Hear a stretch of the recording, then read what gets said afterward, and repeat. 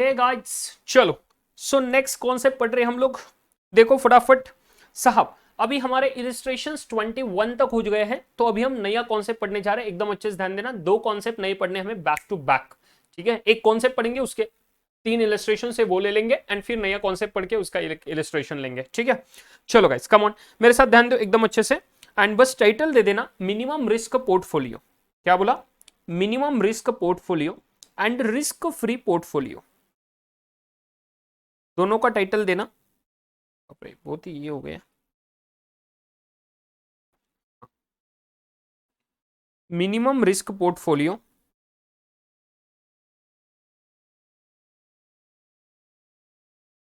Minimum risk portfolio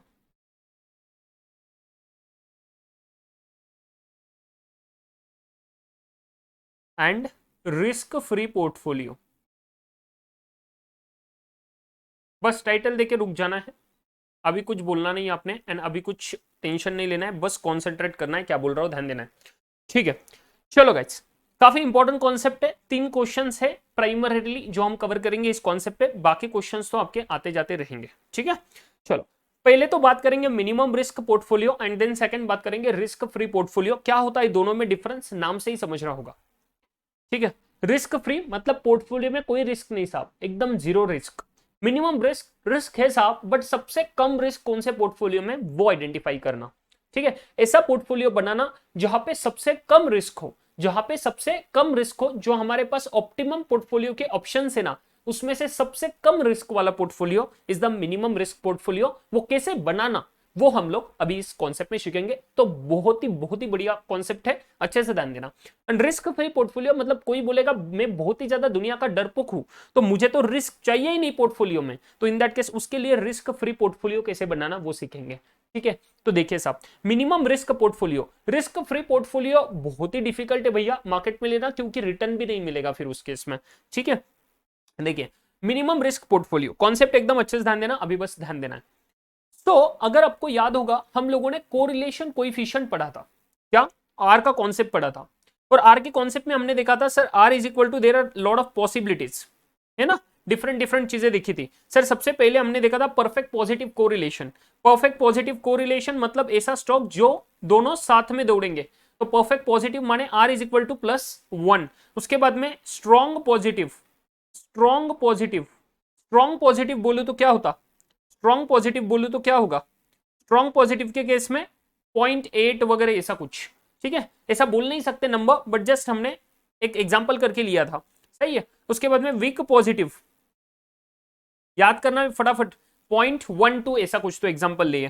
ठीक है, उसके बाद में स्ट्रॉन्ग निगेटिव, एक वीक निगेटिव ले लेते हैं, उल्टा जाएंगे बस, मतलब सीक्वेंस में वीक निगेटिव -0.1 फॉर एग्जाम्पल करके, strong negative, strong negative -0.8 for example. ठीक है, and perfect negative, perfect negative, perfect negative में -1, -1, और जिनमें कोई रिलेशन ही नहीं, नो कोरिलेशन, क्या होगा साहब, आर इज इक्वल टू 0। जो दो चीजों में कोई जिंदगी का नाता नहीं, सब कुछ फर्क नहीं पड़ता, एक किधर जाएगा दूसरा किधर जाएगा, कुछ लेना देना नहीं, नो कोरिलेशन। ठीक है, अभी ध्यान देना, जब मेरा मेरा परफेक्ट पॉजिटिव कोरिलेशन है, मतलब सर सिक्योरिटी ए जितना ऊपर जाएगा, सिक्योरिटी ए जितना ऊपर जाएगा उतने ही टेंडेंसी से बी ऊपर जाएगा विन सेम डायरेक्शन। तो सेम डायरेक्शन से ऊपर जाएगा, सेम डायरेक्शन, दोनों साथ में जाएंगे, तो मुझे बोलना कभी पॉसिबल है क्या भैया। एंड प्रैक्टिकल लाइफ में पॉसिबल ही नहीं कि दोनों स्टॉक एकदम एक साथ जाए, कितना भी कोई भी स्टॉक्स ले लो कोई फर्क नहीं पड़ेगा, कभी ऐसा कोई स्टॉक नहीं मिलेगा जिसमें परफेक्ट पॉजिटिव कोरिलेशन है, मतलब एक ऊपर जाएगा तो एग्जैक्टली उतने ही मैग्नीट्यूड से, उतने ही टेंडेंसी से, उसी डायरेक्शन में वो दूसरा भी स्टॉक ऊपर जाएगा। Practically not possible, practically perfect positive correlation not possible, practically possible नहीं है साहब, practically not possible.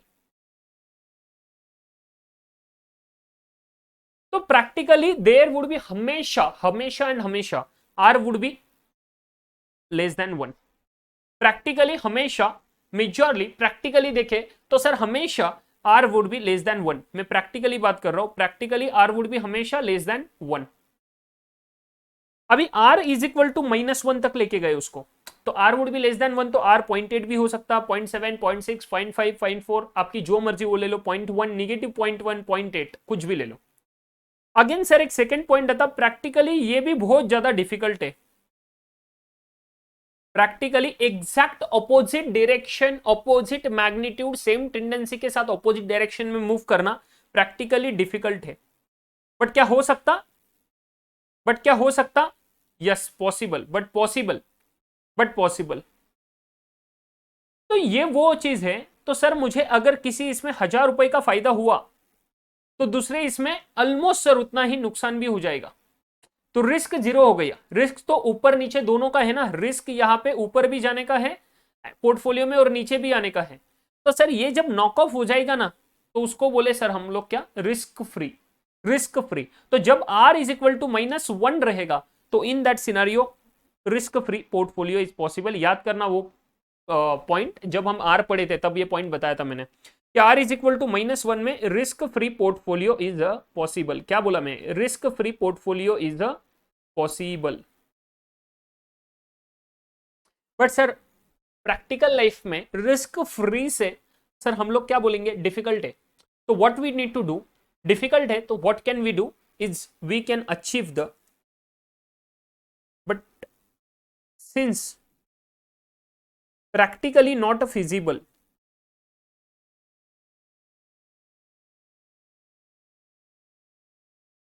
we want to achieve, we want to build a portfolio, we want to build a portfolio, हमने ऐसा portfolio बनाना चाहते हैं with a minimum risk, with a minimum risk, ऐसा portfolio बनाना चाहते हैं जहां पे सबसे कम रिस्क हो। अभी और एक कॉन्सेप्ट याद करना जो मैंने बताया था आपको, हम लोग कॉन्सेप्ट पढ़े थे सीएमएल का, capital market line, modern portfolio theory, याद है आपको। सीएमएल में हम लोगों ने क्या पढ़ा था, याद करना, हमने बोला था सर सीएमएल में एक ऐसा आपका ये है, this is the capital market line और कैपिटल एलोकेशन लाइन।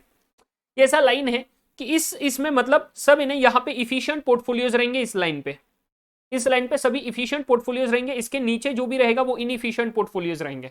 याद करो प्लीज। अभी मैंने बोला साहब ये दो पोर्टफोलियो है फॉर एग्जांपल यहाँ पे, अभी ध्यान देना थोड़ा अच्छे से, यहाँ पे एक पोर्टफोलियो है एंड यहाँ पे एक पोर्टफोलियो है, इसको लिया मैंने ए, इसको बोला मैंने बी, ठीक है। यहाँ पे मेरा क्या रहता है, सिग्मा पी पोर्टफोलियो का रिस्क है, एंड यहाँ पे मेरा एक्सपेक्टेड रिटर्न ऑफ पोर्टफोलियो है, तो ERP बोलना चाहिए, ERP expected return on portfolio x axis पे, ये पॉइंट 0 वाला। तो साहब जब मैं बोलूं मेरा 0 रिस्क पोर्टफोलियो, तो रिस्क फ्री पोर्टफोलियो तो इधर आएगा, ऑब्वियस है ना, रिस्क तो 0 है ना, तो 0 के रिस्क पे यहां पे पोर्टफोलियो आएगा, तो इसको मैं बोला रिस्क फ्री पोर्टफोलियो, यहां पे लिया मैंने रिस्क फ्री पोर्टफोलियो। ये एग्जाम के काम का नहीं है कुछ, ये बस कॉन्सेप्ट समझा रहा हूं मैं आपको, एग्जाम में सिर्फ एक फॉर्मूला काम का आएगा, वो बताऊंगा मैं आपको, ठीक है, 2 मिनट में, 2-5 मिनट में हो जाएगा वो। एक फॉर्मूला का हमने वो फॉर्मूला में पहले डिराइव करके दिखाऊंगा, फिर हम जाएंगे, फिर वो फॉर्मूला पढ़ पाओगे आप, ठीक है। एग्जाम के लिए बस वो लास्ट वाला फॉर्मूला डिराइव करने के बाद का काम का रहेगा। अगर किसी को बहुत ही कम समय है ना भैया, तो प्लीज डायरेक्टली आप मूव कर सकते हो, एकदम 2-2.5 के स्पीड पे देख के आगे बढ़ सकते हो एंड डायरेक्टली आप फॉर्मूला की तरफ जा सकते हो।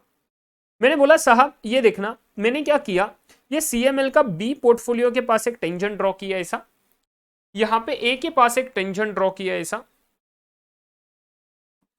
थोड़ा अभी कर्व के फॉर्म में ये हो गया तो मान लो, एंड ए टू बी एक टेंजेंट ड्रॉ करा। अभी जब मेरा परफेक्ट निगेटिव कोरिलेशन है, r इज इक्वल टू -1, तो मुझे रिस्क फ्री पोर्टफोलियो पॉसिबल है। तो ये टेंजेंट पे मैं जितना इधर बढ़ूंगा उतना रिस्क फ्री पोर्टफोलियो आएगा। सेम चीज फॉर ए,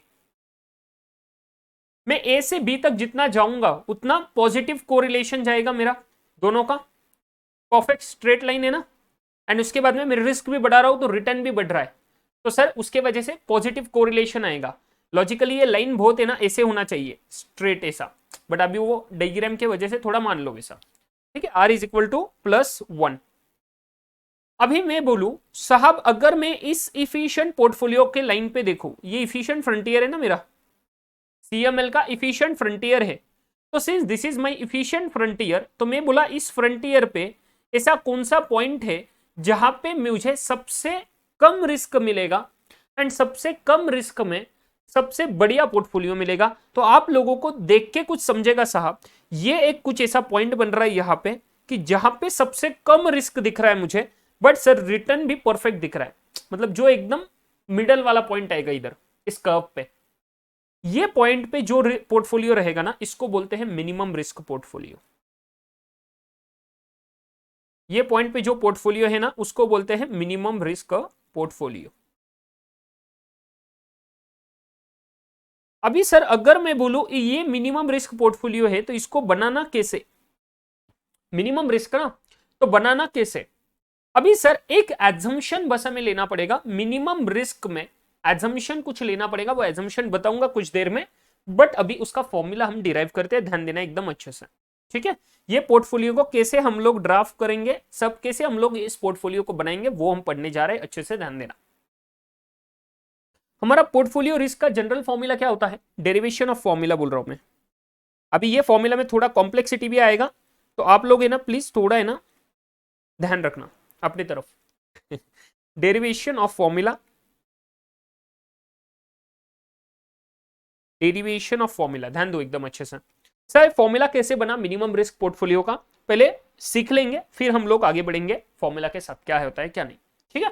देखना सर, सबसे पहले पोर्टफोलियो रिस्क का फॉर्मूला क्या होता है। सर मैं अगर वैरिएंस के फॉर्म में ले लूं, तो ये ले लेता हूं मैं directly, sigma P square is equal to, दो स्टॉक है मेरे पोर्टफोलियो में, 2 स्टॉक्स पोर्टफोलियो है, ये सिर्फ 2 स्टॉक्स पोर्टफोलियो के लिए ही काम करेगा, प्लीज ध्यान रखना इतना बात।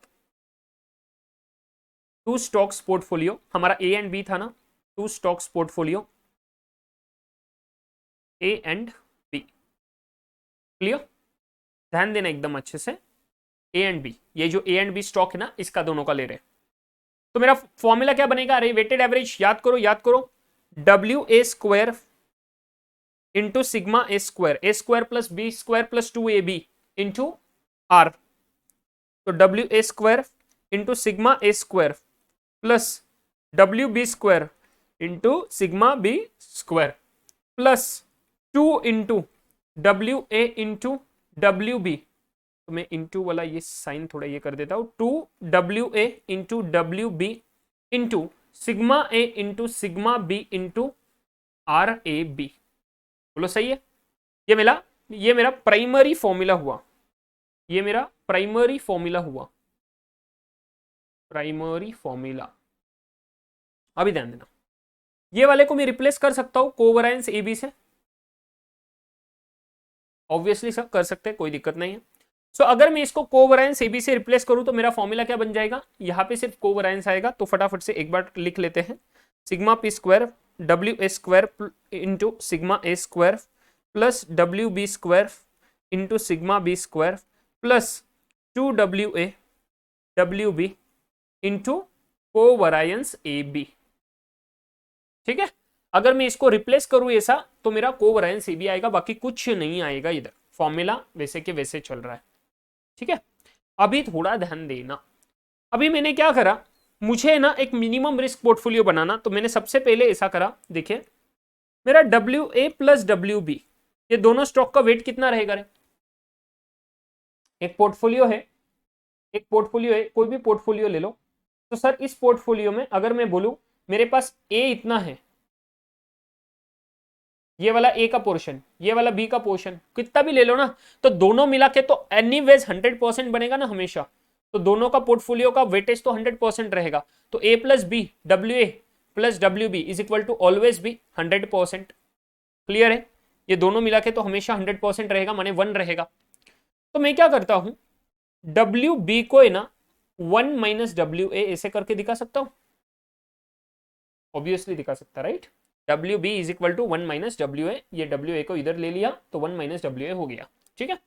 तो मैं क्या करूंगा, इस फॉर्मूला में जहां पर भी मुझे डब्ल्यू बी दिख रहा है, उसको मैं रिप्लेस करूंगा 1 माइनस डब्ल्यू ए से, ठीक है, ये दो जगह पे है, मैं 1 माइनस डब्ल्यू ए से रिप्लेस करूंगा, मेरा फॉर्मूला बन जाएगा sigma P square is equal to, अभी बस मैं इज इक्वल टू के साथ आगे बढ़ता हूं, W A square sigma A square plus 1 minus W A square bracket square 1 minus W A bracket square into sigma B square plus 2 into W A into 1 minus W A, W B को replace करा with 1 minus W A into covariance A B,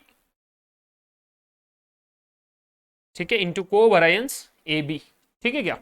अभी ध्यान दो sir, अभी इसके बाद में देखना W A square into sigma A square, ये तो चलो ठीक है, इसका कोई दिक्कत नहीं। 1 minus W A bracket square, तो ये वाला फॉर्मूला आपको याद है क्या, A minus B bracket square whole square, A minus B whole square का फॉर्मूला क्या होता है, A square plus B square minus 2 A B. तो सर अभी कैसे करें, A square plus B square minus 2 B, same चीज यहां पर ये फॉर्मूला अप्लाई कर लेंगे। तो हमें क्या होगा, ए स्क्वायर क्या है हमारा 1 स्क्वायर, सब ब्रैकेट में ले लो क्योंकि मल्टीप्लीकेशन है उस ब्रैकेट को, तो 1 square plus W A square minus 2 A B, 2 W A into 1 माने 2 W A into sigma B square, पूरा ब्रैकेट को into sigma B square plus ये पूरा की पूरा मल्टीप्लीकेशन करके चलो, कोवेरियंस ए बी, इन दोनों को मल्टीप्लीकेशन है। तो सर साथ में अगर मैं मल्टीप्लीकेशन करूं तो मेरा बन जाएगा 2 WA इंटू, ये ब्रैकेट निकालू बाहर तो 1 से मल्टीप्लाई होगा एंड देन कोवेरियंस से मल्टीप्लाई होगा, तो 1 से करूं तो एनीवेज कुछ फर्क नहीं पड़ता, covariance. So 2 WA into covariance A B minus minus minus minus 2 into WA into WA, समझ रहे हो, मतलब 2 WA square into covariance A B. अगर किसी को ये नहीं ध्यान में आए तो भैया थोड़ा थोड़ा करके कर लेना, इतना पहले कर लेना फिर कोवेरियंस से मल्टीप्लाई करना, तो आपको यही मिल जाएगा लास्ट में, ठीक है। 2 WA square 2 WA into WA into covariance A B, समझे। पहले क्या करा 2 WA into 1 into covariance A B, वो ब्रैकेट को मल्टीप्लाई करा बाहर वालों से, ठीक है। ऐसा करके मुझे यहां तक में आ गया। अभी इसके बाद में ये वाला जो ब्रैकेट है ना इसको ओपन कर लेते हैं एंड इसको पूरा है ना सर बाहर निकाल लेते हैं। So WA square into sigma A square plus 1 square into sigma B square माने sigma B square plus sigma B square into WA square sigma B square into WA square. तो पहले WA ले लेता हूं, सीक्वेंस रहने देता हूं, sigma B square minus 2 into WA into sigma B square, ठीक है, प्लस बाकी जो चीजें चल रही वैसे ही चलने दो, covariance A B minus 2 WA square into covariance A B.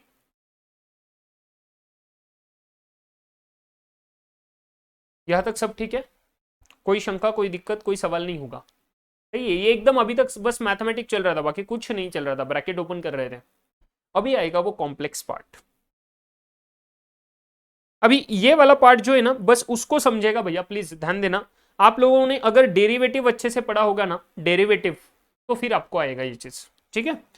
तो अप्लाइंग द डेरिवेटिव, डेरिवेटिव क्या होता है एक बार समराइज कर दूं क्या, चलो ठीक है एक बार समराइज कर दूंगा डेरिवेटिव्स का।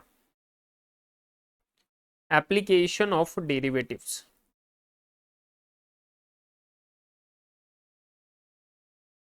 फॉर एग्जाम्पल ले लो मेरा इक्वेशन है किसी लाइन का y is equal to x square, कोई इक्वेशन है मेरे पास, लाइन का नहीं बोल रहा हूं, y is equal to x square बोला मैंने इक्वेशन। तो अगर मुझे इस y का डेरिवेटिव चाहिए, अभी क्यों चाहिए क्या चाहिए कैसे चाहिए वो सब छोड़ दो, मुझे इसका डेरिवेटिव चाहिए, तो हम लोग क्या करेंगे dy बाई डी एक्स ऐसा इंडिकेट करते हैं, इसको डिनोट करते हैं। एंड इसका फॉर्मूला क्या होता है डेरिवेटिव का, कि सर y का डेरिवेटिव x एंड m ऐसा है, तो dy by D X is equal to, हम क्या करते हैं ये m को साथ में लेते हैं, यहाँ पे m into X raise to m को -1 करते हैं, m -1। अगर मैं यही चीज को सर यहाँ पे अप्लाई कर दूं तो मतलब m रेस टू n हो तो साहब n into m raise to n -1 ऐसा, ठीक है। तो सेम चीज सर अगर मैं यहाँ पे अप्लाई करूं तो मेरा क्या होगा 2 इंटू एक्स रेस टू 2 -1 माने 2 -1 माने x raise to 1 and x raise to n 1 माने x ही, तो इसका मैं क्या बोला 2x, ठीक है क्लियर विद दिस? तो इसका डेरिवेटिव क्या आया 2x, एंड इसको आगे ना इंडिकेट करने के लिए डेरिवेटिव्स लिया है तो dx बाई dx करा जाता है। ठीक है, अब ये क्यों करेंगे क्या करेंगे उसका कोई रिलेवेंस नहीं, मुझे तो बस आपको एक बेसिक चीज बताना है कि डेरिवेटिव का फॉर्मूला क्या है, इतने लिए मैं फॉर्मूला बेच जाऊंगा, बस ध्यान रखना। अभी अगर मैंने बोला ऐसा 2x आता है तो और एक एग्जांपल ले लेते हैं। अगर मैं बोलूं y is equal to X raise to 4 है तो फिर क्या करेंगे हम लोग x रेस टू 4 के लिए, sir dy by D X is equal to 4x cube into D X by D X, समझे?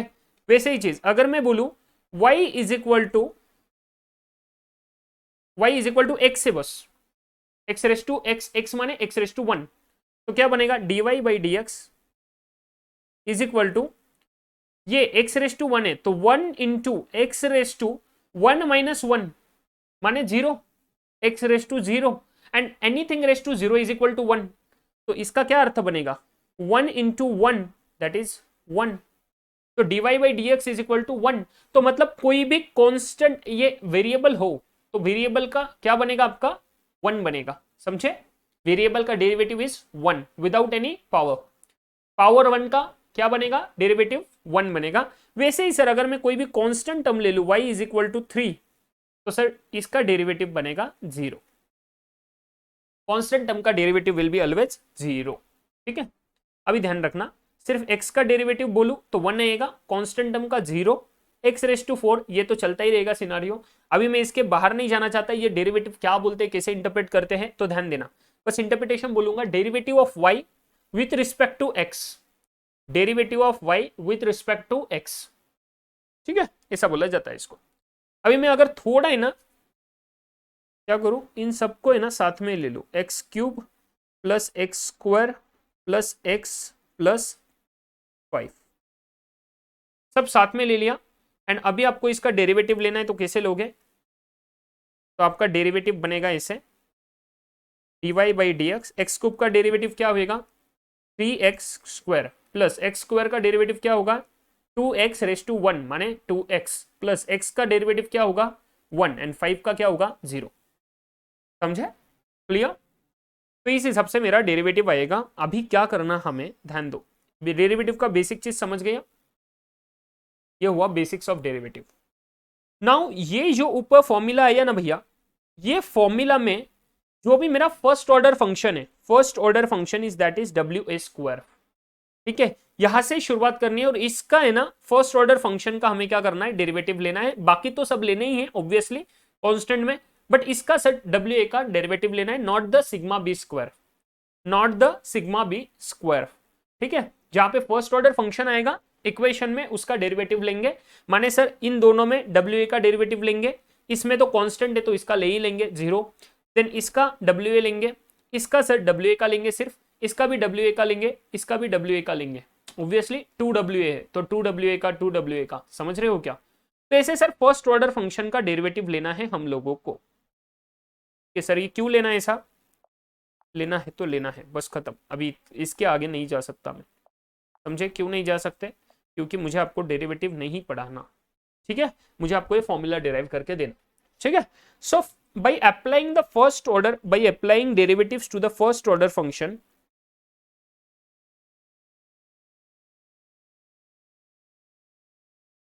ये एग्जैक्ट स्टेटमेंट बहुत थोड़ा अलग रह सकता है, डेरिवेटिव्स टू द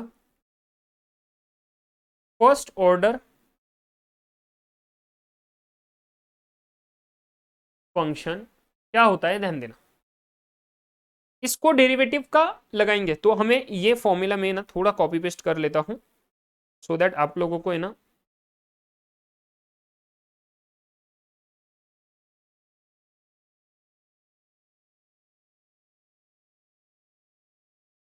ये मैं कॉपी पेस्ट करता हूं, 1 मिनट दो मुझे, ठीक है? अभी ध्यान दो, first order function in below formula,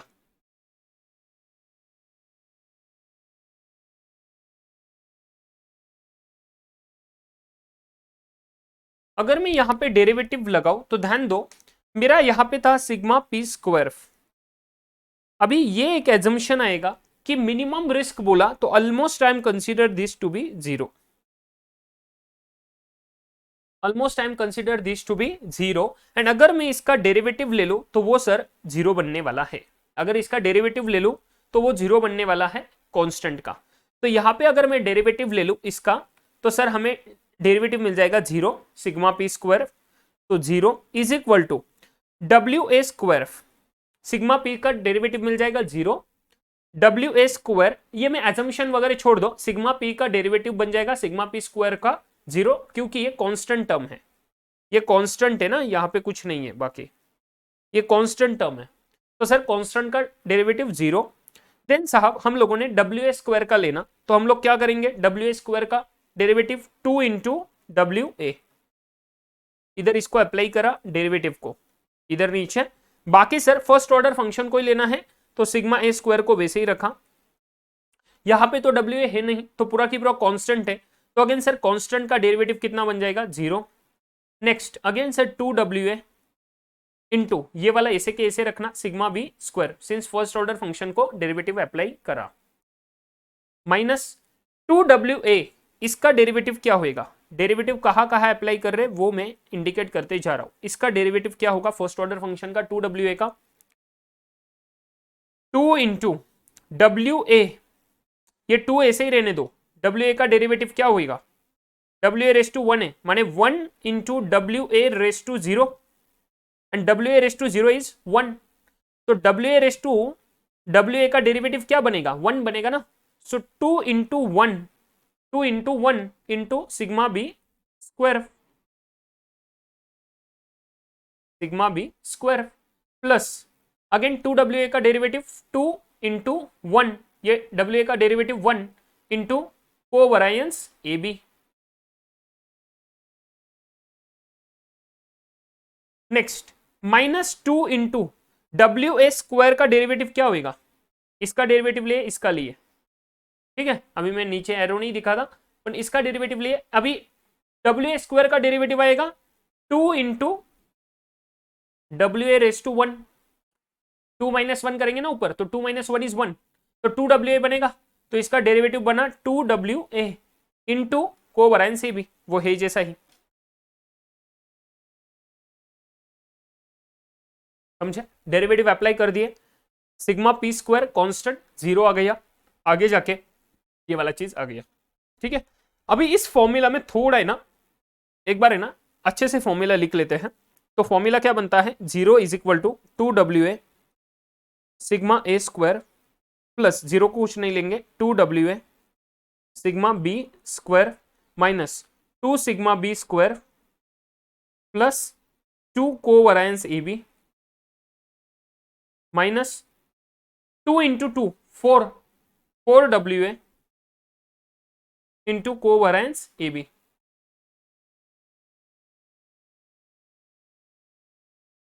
four W A into covariance A B, ठीक है, क्लियर विद दिस, समझ गए आपको,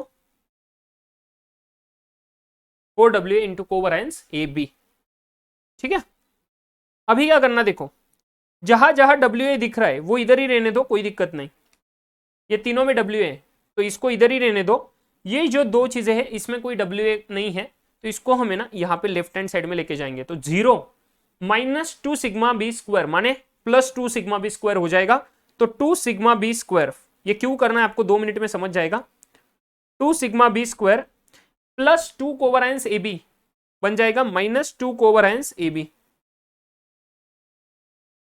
इज इक्वल टू, ये ऐसे कैसे आएगा इधर, two W A into sigma A square plus two W A into sigma B square minus four W A into covariance A B, ठीक है। मिनिमम रिस्क पोर्टफोलियो का फॉर्मूला बनने को तैयार है साहब, रेसिपी बस ऑलमोस्ट खत्म ही होने को है ठीक है। अभी एक मैथमेटिक्स में बचपन में चीजें सीखे थे कि साहब कुछ कॉमन दिख रहा है, यहाँ पे ये कॉमन दिख रहा है, ये तीनों में sir two W A common दिख रहा है, तो क्यों ना कॉमन कॉमन को थोड़ा साइड में लेके फॉर्मूला थोड़ा छोटा बनाए, तो यस एब्सोल्युटली करेंगे हम लोग वो भी। टू को कॉमन लिया, sigma B square minus covariance A B बचा, ठीक है, ऐसा कर लिख सकते हैं हम लोग, कोवैरियंस ए बी।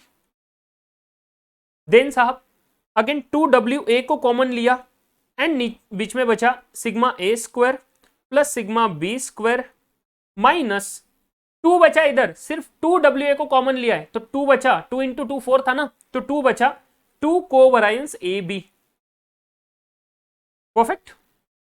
अभी सर और एक चीज दिमाग में खटक गया, ये 2 और 2 कैंसल, समझे? तो अभी सिर्फ बचा यहाँ पे W A into this and ये, तो मैं डब्ल्यू ए को थोड़ा साइड में ले लेता हूं, तो W A is equal to, sir ये वाला यहां से इधर लेके जाएंगे, ये वाला यहां से इधर लेके जाएंगे, तो सर मेरा फॉर्मूला बन जाएगा sigma B square minus covariance A B divided by sigma A square plus sigma B square minus 2 covariance A B. Are you guys getting my point? समझ रहे हो एकदम अच्छे से? ये वाला चीज हो गया, ये वाला जो फॉर्मूला है ना, this is the formula for formula for minimum risk portfolio. Sir नहीं समझा, क्या करेंगे? बस 2 मिनट रुको। ये फॉर्मूला है मिनिमम रिस्क पोर्टफोलियो का। अभी मिनिमम रिस्क पोर्टफोलियो में आप लोग क्या करते हैं, ध्यान दो। आप लोगों का 2 स्टॉक का पोर्टफोलियो है, उसके एक स्टॉक में कितना वेटेज होना चाहिए वो आप लोग इस फॉर्मूला से कैलकुलेट करोगे। What should be the weightage of one stock, एक स्टॉक का कितना वेटेज होना चाहिए वो इस हिसाब से कैलकुलेट करोगे। कैसे कैलकुलेट करोगे साहब? ये फॉर्मूला यूज करके। कैसे? Weight A is equal to should be, weight A should be equal to sigma B square, weight A square, weight A is equal to sigma B square minus covariance A B divided by sigma A square plus sigma B square minus 2 covariance A B. ठीक है, इसको एकदम short में लिखना है तो एकदम याद करने के लिए W A is equal to, जो स्टॉक इधर लिया, जो स्टॉक का वेट निकाल रहे हो, calculation of weight of one stock, उसके लिए हम लोग दूसरे का एच डी लेंगे। इस दूसरे का एच डी अगर हिंदी में लिखना है तो दूसरे का एच डी माइनस दोनों का कोवेरिएंस, कोवेरिएंस डिवाइडेड बाय दोनों का एच डी, दोनों का H D minus 2 into covariance. अगर याद करना है तो इसे करो, नहीं तो मत करो। ये टेक्निक मैं खुद भी मेरे सर से सीखा हुआ, जिनसे मैंने एसएफएम सीखा था मेरे टाइम, समझे? चलो, एंड आपको पता भी होगा शायद संजय सर, अब सर ऑब्वियसली। ठीक है, चलो साहब, तो वो लिखने वाला तरीका नीचे वाला, मुझे अभी ये याद नहीं, ये टेक्निक तो मैं खुद मतलब सीखा हूँ यहाँ से, मुझे याद नहीं अभी, शायद संजय सर अफसर ने सिखाया था, कोई पता नहीं, याद नहीं अभी, काफी साल हो गए उसको। ठीक है, बट साहब वो जो दूसरे का एचडी वाला थिंग था ना, वो सर मस्त बताते थे कि हिंदी में याद करने के लिए। ठीक है, तो अमेजिंग लगता था। चलो आप लोग कर सकते हैं, W is equal to sigma B square, this is the formula. इसमें एप्लीकेशन कैसे होगा? By using this formula. Application क्या होगा? एप्लीकेशन काफी इंपॉर्टेंट है। Application by using this formula,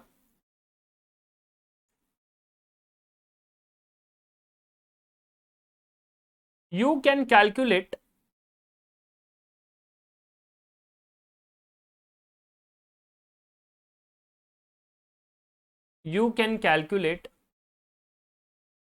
the weight of one stock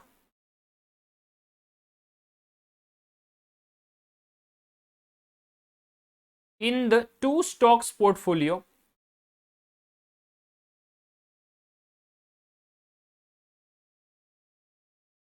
to achieve the minimum risk portfolio। समझे कि साहब मिनिमम रिस्क पोर्टफोलियो अचीव करने के लिए जो 2 स्टॉक्स का पोर्टफोलियो है, गाइस कम ऑन, ये फॉर्मूला सिर्फ उन पोर्टफोलियोज के लिए अप्लाई करेंगे जहां पे सिर्फ 2 स्टॉक्स है। तो 2 स्टॉक्स के पोर्टफोलियो में साहब हम लोगों को एक पोर्टफोलियो मतलब मिनिमम रिस्क पोर्टफोलियो अचीव करना है, तो इन दैट केस हम लोग कौन सा फॉर्मूला यूज कर सकते हैं? By using this formula we can calculate the weight of one stock. उन 2 में से किसी एक का स्टॉक का वेट निकालने के लिए करेंगे। फिर सर दूसरे का वेट कैसे मिलेगा? ढूंढ लो, दोनों का वेट अगर 100% रहेगा तो एक का मान लो सर आपको इस फॉर्मूला से मिल गया डब्ल्यू ए का 60%, तो आपको पता है डब्ल्यू बी का कितना, ए एंड बी अगर 2 स्टॉक्स है तो 40%, तो इसका कैलकुलेट करो, इसका तो ऑटोमेटिकली मिल जाएगा 1 माइनस दिस। समझे? तो इस हिसाब से आपको सर ये जमेगा। This is what the minimum risk portfolio. I hope आप लोगों को पसंद आया होगा। पूरा डेरिवेशन पसंद आ गया एकदम अच्छे से? ये पूरा की पूरा डेरिवेशन पसंद आया क्या एकदम अच्छे से?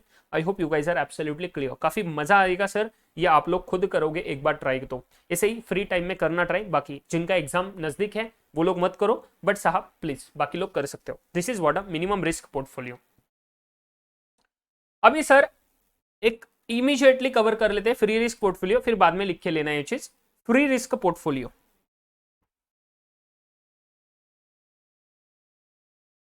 सॉरी रिस्क फ्री पोर्टफोलियो ऐसा बोलना चाहिए, risk free portfolio. Risk free portfolio कैसे होएगा? It is possible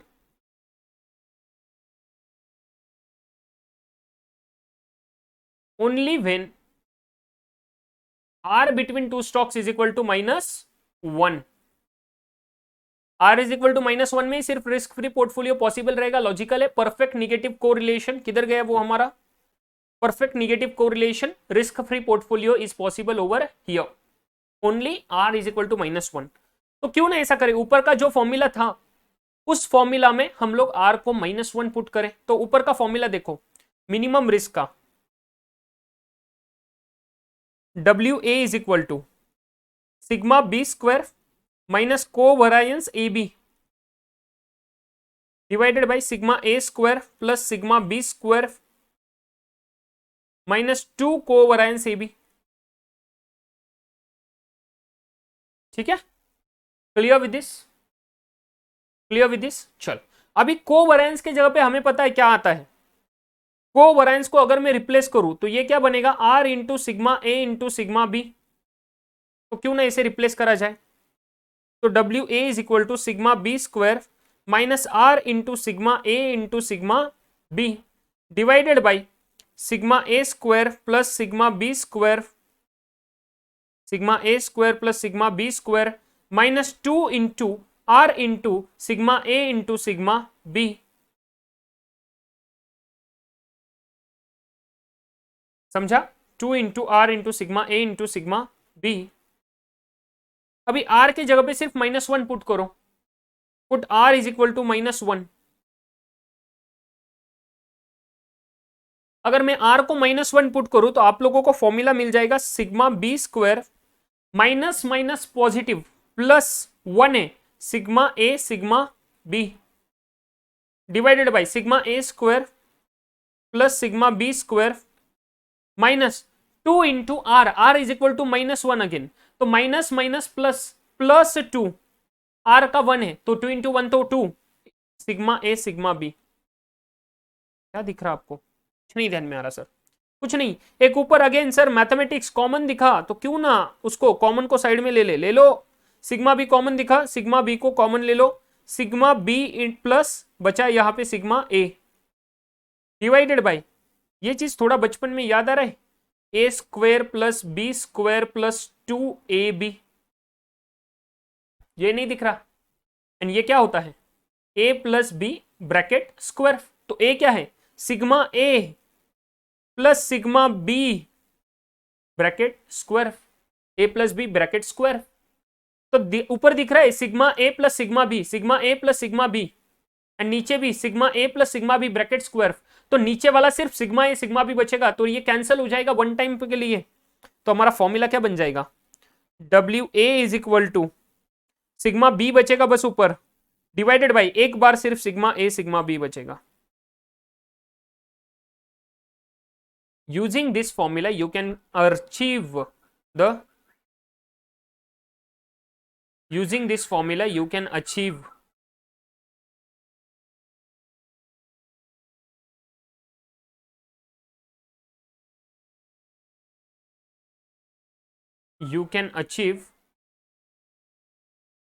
risk free portfolio,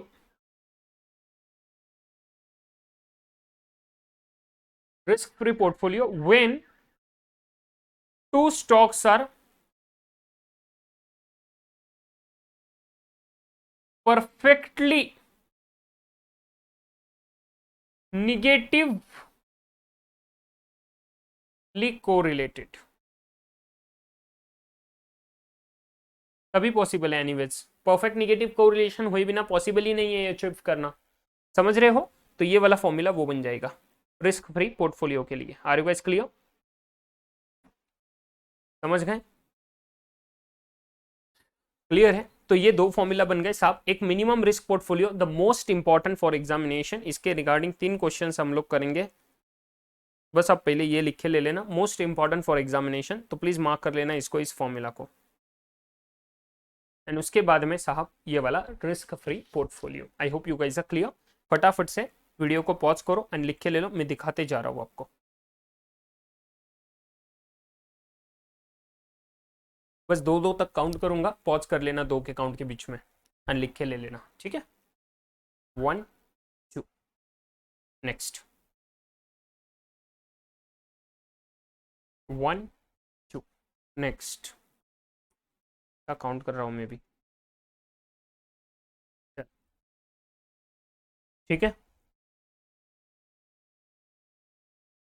ये थोड़ा डेरिवेटिव्स का बेसिक लिख लेना तो आपको याद आ जाएगा कैसे बनाए फॉर्मूला। ये फॉर्मूला का डेरिवेशन शुरू हो जाएगा डेरिवेटिव के बाद वाला। यहाँ पे डेरिवेटिव अप्लाई करे हैं पहले पहले स्टेप में।